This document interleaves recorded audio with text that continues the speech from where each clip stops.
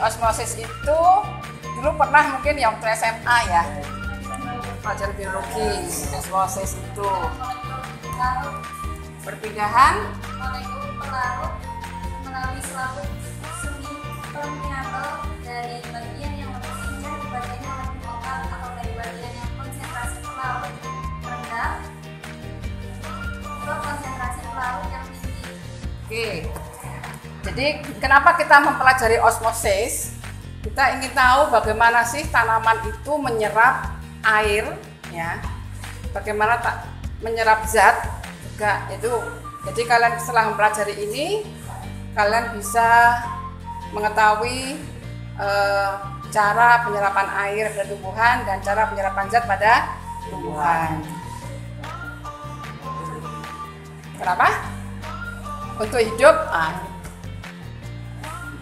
Jadi ya memang harus dikasih ini ya, kasih emoji itu ya, biar mahasiswa itu nggak bosan. Untuk hidup tumbuhan membutuhkan air, gas, zat hara, ya, yang semua itu diambil dari lingkungan. Organ apakah yang berperan dalam penyerapan zat tersebut? Ya, akar, batang, dan itu 3 organ utama dalam tumbuhan: akar, batang, dan daun. Oke. Kemudian ini adalah proses ya. Ini adalah proses akar menyerap zat dan hara. Siapa yang berperan? Nah, ini apa ini? Gambar apa ini? Ini bulu akar atau rambut akar. Nah, jadi molekul air itu masuk melalui rambut akar, ya kan? Ini adalah partikel-partikel tanah. Lewat sini. Jadi bulu akar itu berperan dalam proses penyerapan air dan hara. Kemudian gambar adalah ini akar. Ini adalah contoh rambut akar kecambah. Ya. Ini adalah akar-akar serabut ini akar serabut. Penyerapan zat lain selain air dan tanah, ya juga O2, CO2, ya. Tapi melalui daun, ya. O2 juga melalui akar juga bisa. Di akar yang kekurangan oksigen maka dia akan busuk. Ya.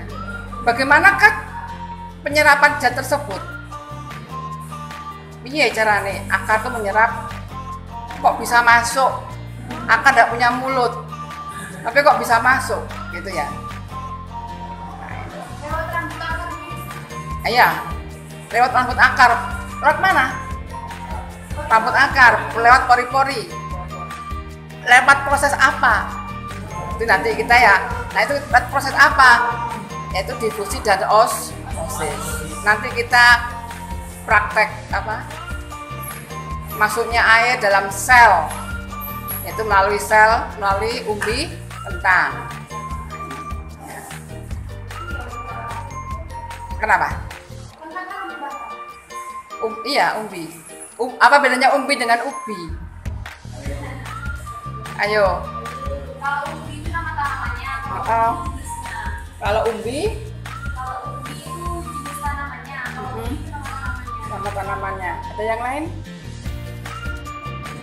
Pernah nggak sampai ngomong ubi kentang? Nggak pernah. Pernah bicara tentang ubi bawang? Ubi apa ubi bawang? Ubi, ya kan? Kalau ubi itu biasanya ketela rampak apa ya? Kalau kentang ditanam apanya? Kalau kentang itu bisa lewat Stek apa? batang. Stek batang. Yang mana? Yang bawah Betulkah stek batang? bisa lewat stek batang. Tapi kalau ada cara lain juga kurang tahu. Umbi itu teman tahu kalau kita lama-lama menyimpan kentang tumbuh ya kan, nyemi, maka dia disebut umbi. Umbi itu adalah bahan apa ya, yang dapat sebagai bahan tanam Kalau ketel rambat, bahan tanamnya adalah batangnya, maka dia disebut ubi. Nggak bisa dipakai sebagai bahan tanam. Itu bedanya. Ya. Kalau umbi bawang kan bawangnya sebagai bahan tanam. Oke ya. Kita tahu ya bedanya umbi dengan ubi. Nah, ini ya. Kami dari semester 4 atau ekonomi Fakultas Pertanian Universitas yang Bahan. Di sini kami akan melakukan percobaan osmosis pada umbi kentang. Dan untuk penjelasan kita dijelaskan yang pertama oleh Mas Ali Mahmudi.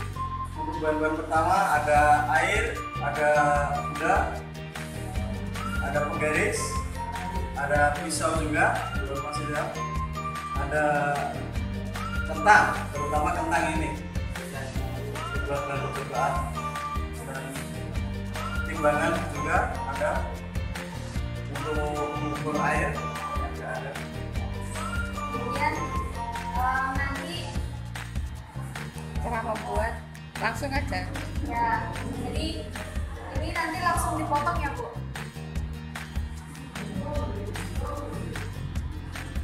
Potong ujung-ujungnya. Potong pada ujung-ujungnya terlebih dahulu. Ya. Kanan kiri. Dan kupas. Dikupas. Oh, kupas. Kupas.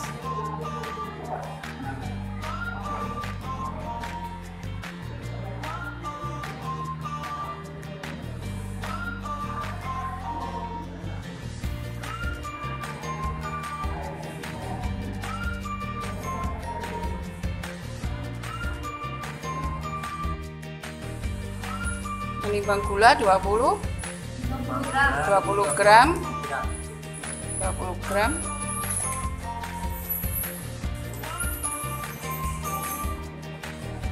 terus kurang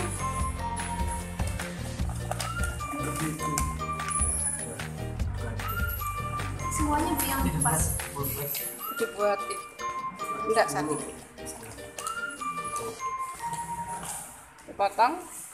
dipotong dadu. Potong dadu.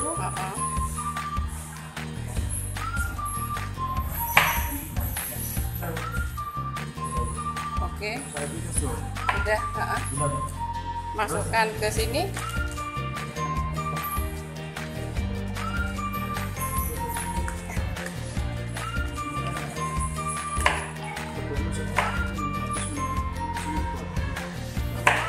Lagi Bikin sama boleh bikin. 30 gram 10 ya 10 gram Ini 20 nih. Oh, untuk 30 ya perbandingan, Bu. berarti 30 lagi ya Berarti 30 lagi. ya oke untuk pembanding Ini berapa? 30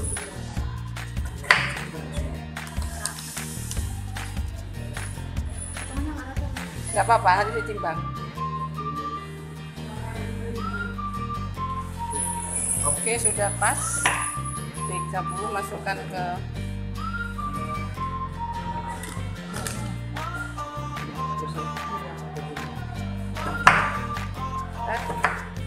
kemudian ini dikasih 100 ml masing-masing 100 ml 100 ml 100 ml Ini nggak usah. iya nggak usah Cuma bandingkan. iya. Nggak boleh ditaruh harus gelas kopinya ditaruh nah begitu caranya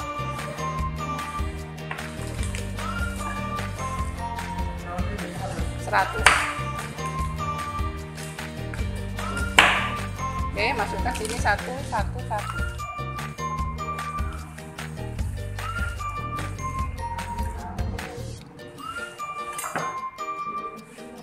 Udah.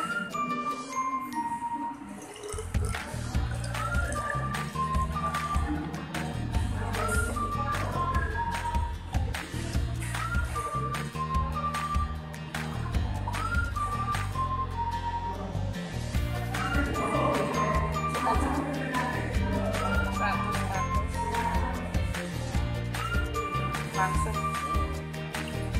kaki 1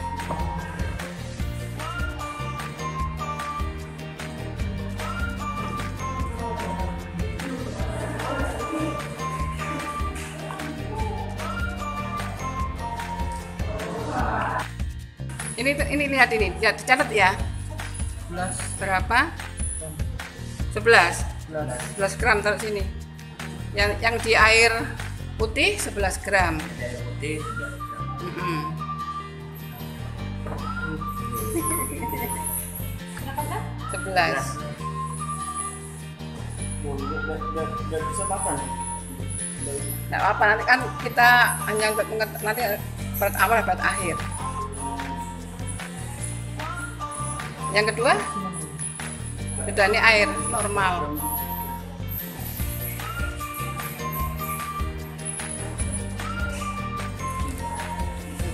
Ini lebih banyak apa? Itu bagi 3 sudah.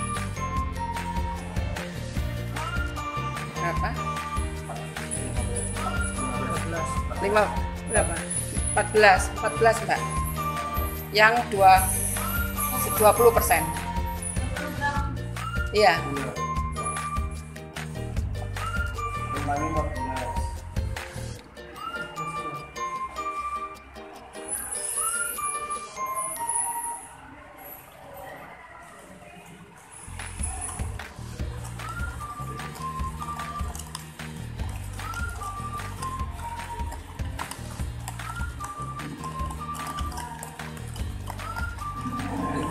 Berapa ini? 16. 15 14 Berubah-berubah. 14 apa? 13 13 berarti ya? 13.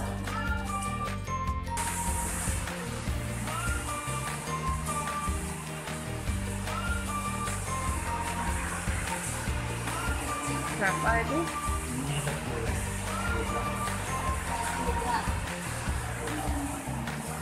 Terus dulu ya, Pak.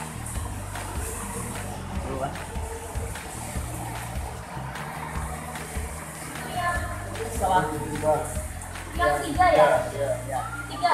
3. Berapa? 10? 10 gram. kurang dari Iya. Kenapa berkurang? Karena air yang ada di luar ini air yang ada di dalam kentang ini keluar, jadi mengurangi bobot dari kentang. Gitu.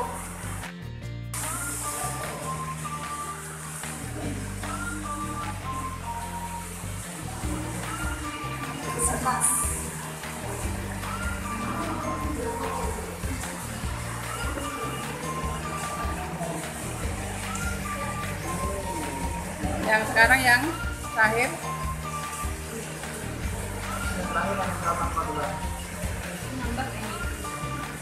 jangan pakai itu.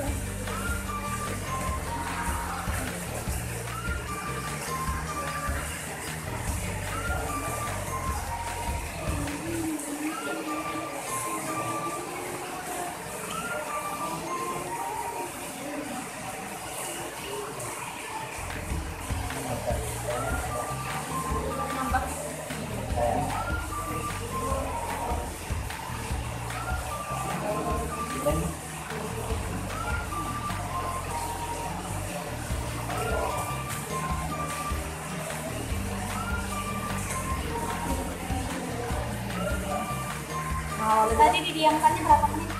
60 menit sekitar.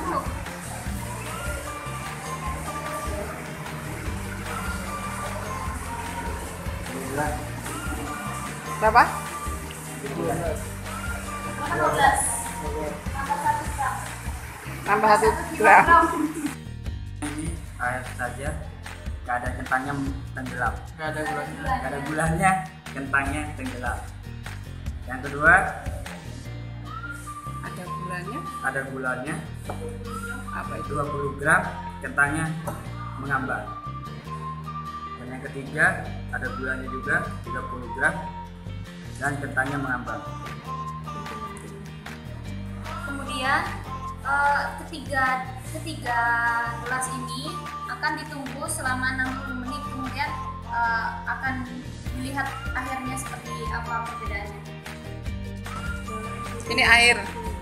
Dari hasil pengamatan setelah ditunggu tadi, yang ini tuh tidak ditambahkan gula sama sekali. Yang ini 20 gram gula dan yang ini 30 gram gula. Bisa dilihat hasilnya bahwa yang semakin banyak gulanya otomatis kan konsentrasi di airnya juga semakin tinggi. Karena semakin tinggi konsentrasi di airnya dibandingkan dengan konsentrasi air yang terdapat dalam kentang, maka air pada gelas yang kedua dan ketiga ini bertambah banyak, sedangkan yang di gelas pertama ini dia tidak bertambah banyak atau bahkan berkurang. Ini karena konsentrasi air yang terdapat dalam kentang itu lebih tinggi dibandingkan dengan konsentrasi air yang ada di luarnya, sehingga air yang ada di luar masuk atau diserap oleh kentang. Sedangkan pada gelas yang kedua dan ketiga, karena konsentrasi air yang ada di luar itu lebih tinggi daripada air yang di dalam kentang, maka air yang di dalam kentang keluar. Maka di sini airnya bertambah, air yang pada gelas kedua dan ketiga. Terus kelenturan kentangnya? Ya, karena air yang di kentangnya itu keluar, jadi ini untuk teksturnya dari yang pertama ini dia masih keras karena air yang di luar ke dalam, dan sedangkan yang ini lembek, agak lembek karena air yang di dalam keluar.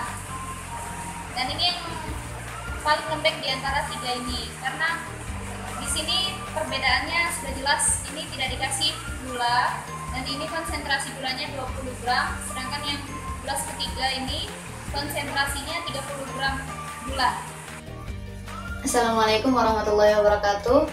Perkenalkan, nama saya Naura Fauziah Marwazilita Wiwaha dari Prodi Agroekoteknologi semester 4.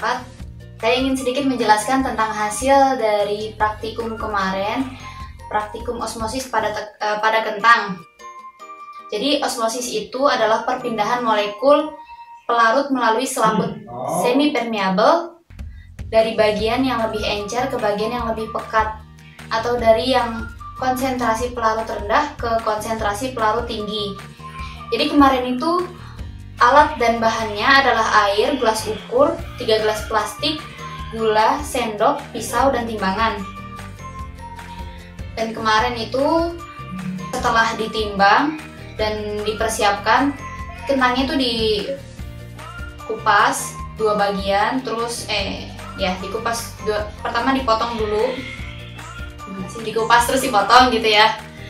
Terus disiapkan airnya pada 3 gelas plastik tersebut. Pada gelas pertama hanya diisi air putih, di gelas kedua diisi air putih dan 20 gram gula, dan di gelas ketiga diisi air dan ditambah 30 gram gula. Kemudian berat dari kentang yang dimasukkan pada gelas pertama adalah 11 gram, pada gelas kedua 14 gram, dan pada gelas ketiga 13 gram. Setelah itu didiamkan selama 60 menit. Setelah 60 menit dilihat hasilnya. Pada gelas pertama yang isinya air putih, yang tadinya kentangnya itu 11 gram berubah jadi 12 gram. Kalau pada gelas kedua dan ketiga, pada gelas pertama itu kan perubahannya terjadi penambahan berat ke kentangnya. Di kentangnya itu terjadi perubahan berat. Jadi yang awalnya pertambahan berat yang awalnya 11 gram menjadi 12 gram. Tapi kalau di gelas yang kedua dan ketiga itu perubahannya berat dari kentang yang dimasukkan itu berkurang. Jadi yang awalnya di gelas kedua itu beratnya 14 gram, setelah didiamkan selama 60 menit menjadi 11 gram. Kemudian pada gelas ketiga yang awalnya adalah 13 gram berkurang, ukuran beratnya menjadi 10 gram.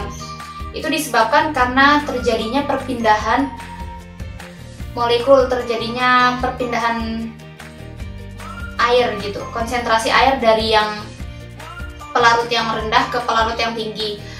Kenapa pada gelas pertama dan gelas kedua dan ketiga ini berbeda? Karena pada gelas pertama itu kan hanya air putih, dan sedangkan pada gelas yang kedua dan ketiga itu dicampur dengan gula. Pada gelas pertama air yang ada di dalam gelas itu keserap oleh kentangnya, makanya berat dari kentangnya itu berubah, yang tadinya 11 gram menjadi 12 gram.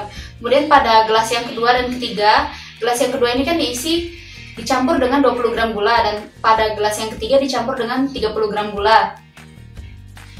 Itu karena pelarut atau konsentrasi pelarut yang ada di luar kentang itu, air yang ada di luar kentang itu lebih tinggi karena dicampur dengan gula, maka air yang ada di dalam kentang itu berkurang, keluar. Otomatis pada gelas kedua dan ketiga itu berat kentang berkurang, yang tadinya pada gelas kedua itu 14 gram menjadi 11 gram, kemudian pada gelas ketiga yang awalnya 13 gram menjadi 10 gram. Dan airnya pun berubah karena di situ kan ada perpindahan pelarut ya. Jadi ada perubahan juga di airnya. Pada gelas yang pertama airnya itu berkurang, sedangkan pada gelas yang kedua dan ketiga itu airnya bertambah karena keluar air yang dari kentang itu keluar. Jadi air yang di gelas kedua dan ketiga ini bertambah. Sekian dari saya. Kurang lebihnya mohon maaf. Wassalamualaikum warahmatullahi wabarakatuh.